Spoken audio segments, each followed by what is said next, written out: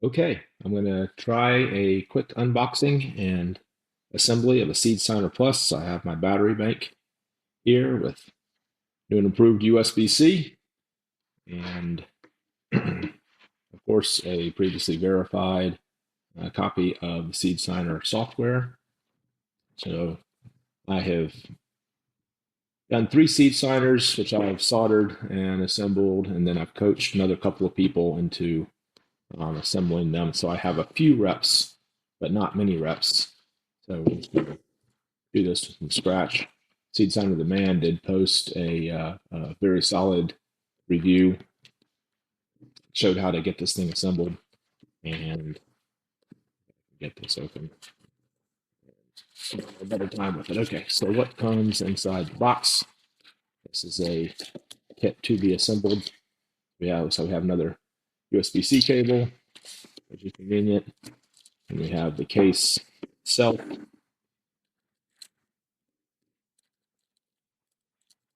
Buttons here for the case, and inside this bag, this is the extension for the micro SD card.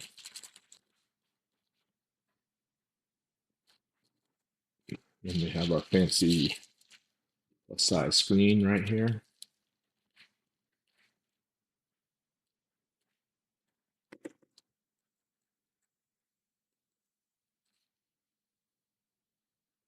There's the large screen hat. Very nice.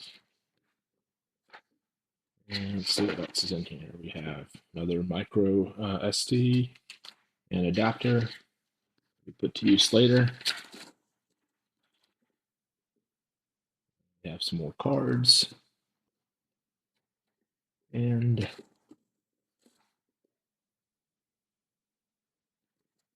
link to the assembly process. That's probably the one that I previously watched that she posted on X. And then here, I'm betting, is the only thing we haven't seen yet, which of course is the Pi.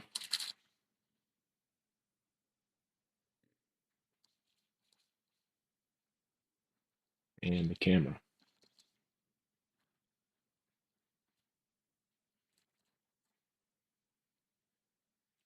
Okay, so I have a very amateur video setup here. This isn't, never actually done this, so we're going to try to do this in one take and not rush through it. But I won't stop too long to explain the steps, just kind of walk through what I think we need to do. So the first piece will be to loosen up this black retaining bit.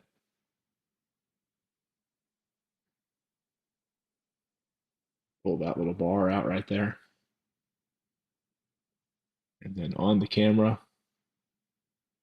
we want the gold contacts to be facing down against the board. If we flip this over, this little black piece is sticking out. I'm going to insert those in. On occasion, you see people that have somehow managed to stick this in a way that doesn't match up, but it just slides in, not at an angle, and then push the retaining bar down on there.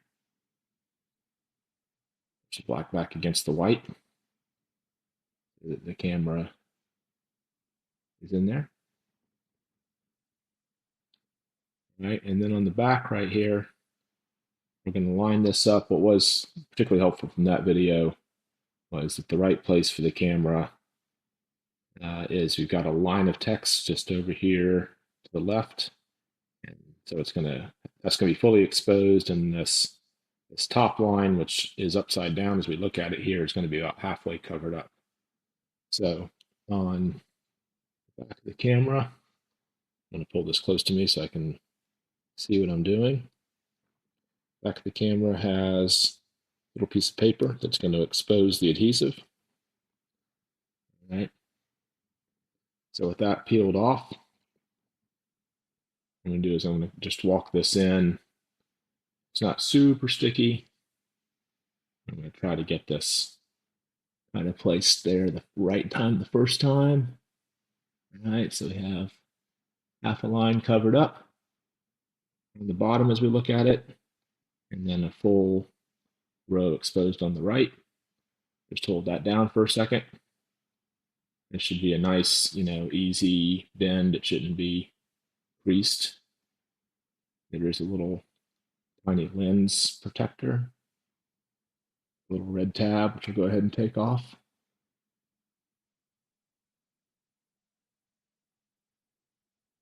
Okay, so it's done. And then the next piece will be this micro SD adapter. So normally the micro SD, of course, will go down against the board. And I've never seen one of these adapters before, but there we go. That is clearly the contact pieces right there. So we will slide this in. Kind of fits in there just like the regular micro SD, just under tension when it slides all the way in. And now we're going to go ahead and put the board on here. Put the hat, rather, on top of the board.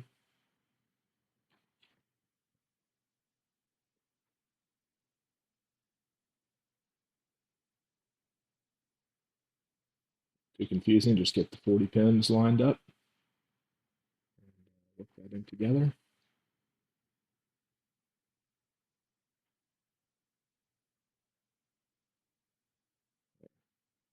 Once it breaks the tension, that just slides down in there very nicely.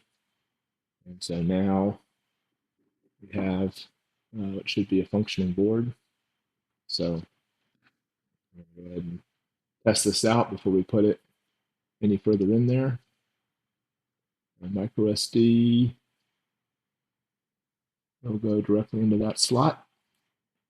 Yeah, that's a nice, very satisfying click. And then we're going to use the USB-C power, the port for which is actually on the screen hat.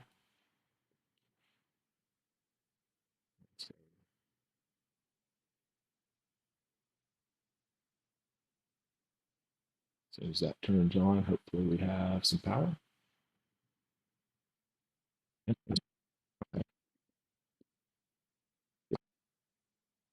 Okay, so after a couple minutes of troubleshooting, I do not know what the problem was. I plugged a micro USB into there and it powered up just fine. And then I replaced it with USB-C and it powered up just fine. So some kind of user error. Let's do this one more time. This is the same assembled hat. Haven't adjusted anything. What I should point out also, though, is that when you first plug it on, you should see the red and green lights flash, kind of alternating like that.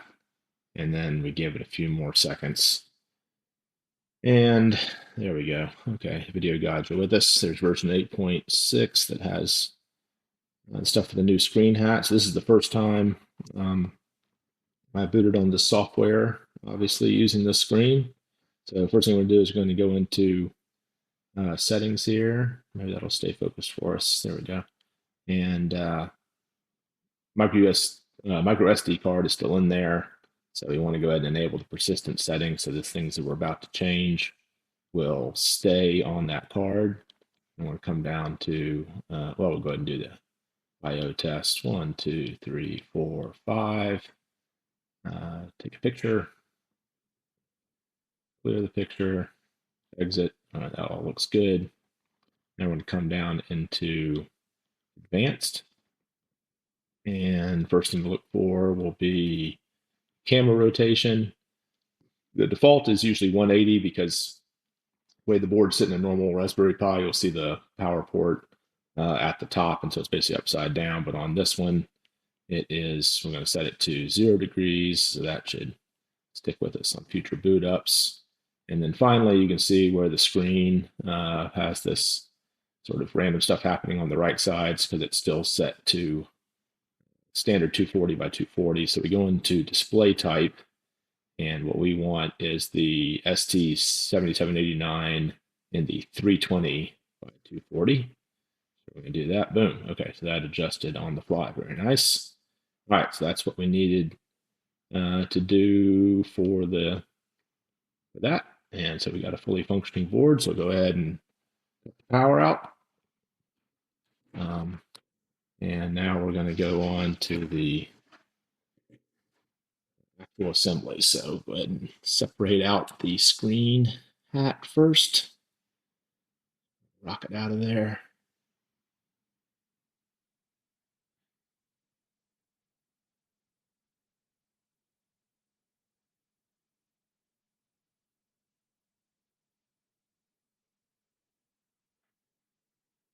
Okay, set the screen to the side. And put our Raspberry Pi Zero down in here. Okay, it will kind of hinge it at the bottom first. And then there are some retention bumps up here at the top. Got that fully hinged. Let me get this. Get these located all the way in here. That seems about right. Okay. So getting the bottom of it anchored in there well. Now we're going to press on the top part, either side of the main chip. Boom. Okay, that clicked in there, and we'll look closely. Oh, no, still not behind the retention bump. So let me push down one more time. No, that is definitely in there. Okay. Yep. All right. That's in there. So now, next step is going to be mount up our micro SD card slot, which is going to kind of fold in here like this, but we do need the shim. So this little bag here with the buttons in it. Looks like it also contains the shim inside.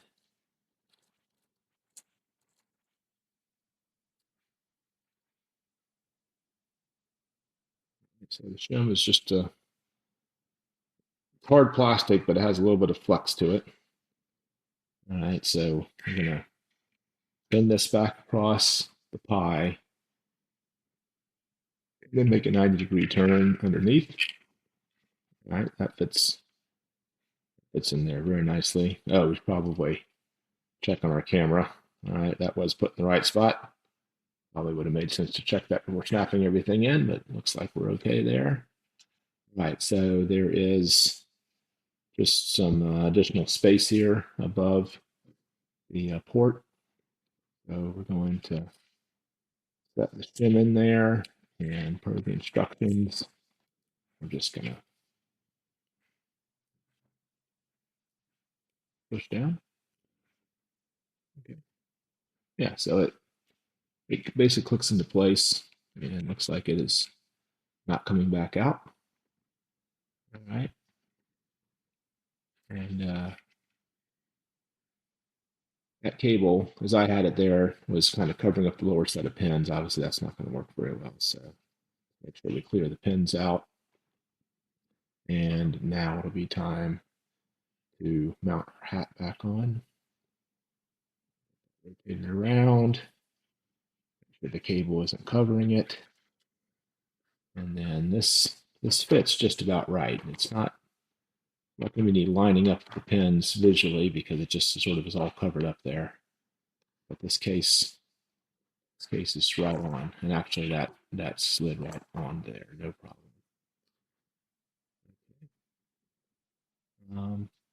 It's the other thing I should have done is gone and checked that this micro SD card will come out here, and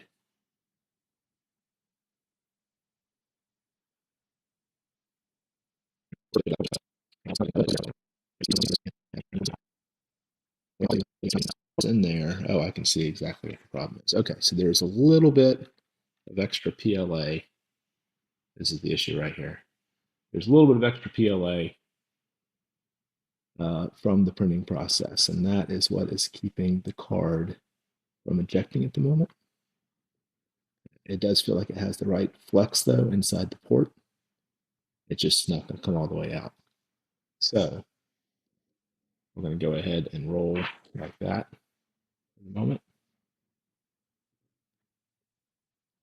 And then our last step is going to be to mount the buttons. So this piece with the notch is going to be at the top. Don't ask me exactly what the difference is, but that's the way the instructions are. And then these pieces, the openings are going to point to the outside. And it's always a little bit awkward. We'll go ahead and take the screen cover off. We put this part on there.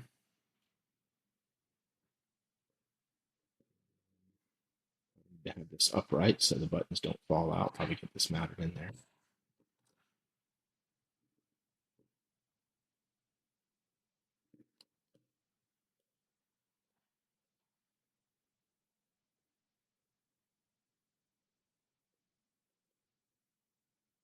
All going to press into place.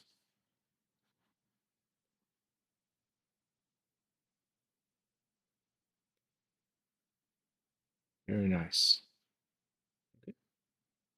And we're going to boot up again.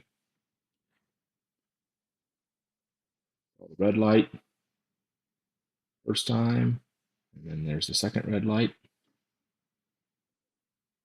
And just wait for our screen to come back on.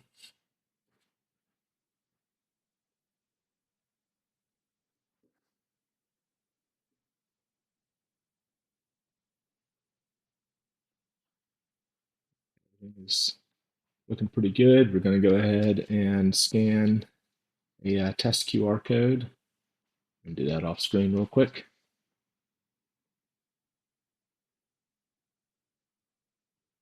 And boom, there we have it. Okay, final footnote. Literally took 10 seconds. It just took one little snip with the trusty knife right here. But if you look very clearly, you can see that little bit of detritus from the printing. So I just took that off. Really, the best thing to do would have been to sort of visually inspect the outside of the case. I would have seen that piece right there. I tried to preserve it so you can see how small it was, but then it fell on the floor. So I don't know, it's tiny. But bottom line is now the card nicely ejects and no blockage whatsoever. This will go in and stay like a good device should. And this is outstanding.